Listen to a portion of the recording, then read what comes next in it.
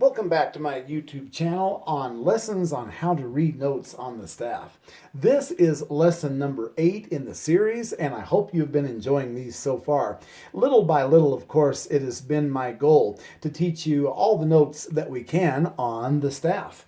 And so today we're going to learn 2 extras. Now, again, you remember all the ones we have learned so far. We have learned, of course, C, D, E, F, G, and then in the last lesson I was showing you the upper C and the B. So we have C, D, E, F, G, and then the higher C, and then the B in the right-handed part. Now, the newest one I want to show you today is the E way up here in the highest space. Notice we have an E. Now let me erase these over here to get these out of the way. The best memory device I have for this one is just to remember that that E is in the uppermost space. Remember, we have the 4 spaces, 1, 2, 3, 4, and that E is always in the highest space.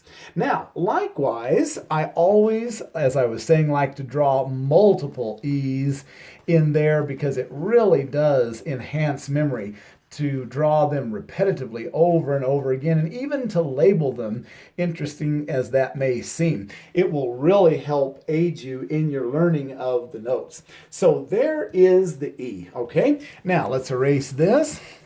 Now I want to show you the neatest thing in the left hand. Now way down here is the A. Now, the great memory device for this is that the A is always in the first space. Think of it of clearly, the first letter of the alphabet is in the first space down here.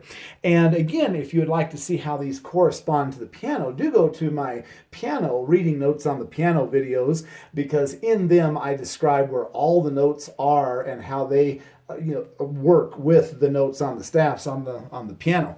So here is the A, and again I'll write a few of them, but always remember the A as being in the first space down here in the left hand. So in the left-handed clef, A is in the first space, and once again in the right-handed clef, in the highest space up here, if we count from the bottom up, for example, 1, 2, 3, 4 spaces, and here we have all of our E's, the same E. So there we have it. So you have the low note A down here and the upper note E. Now again, I encourage you strongly to learn just a couple of notes per lesson. As a teacher for all of these years in piano and in note reading, I have learned over time that this truly is one of the best ways to learn to read music.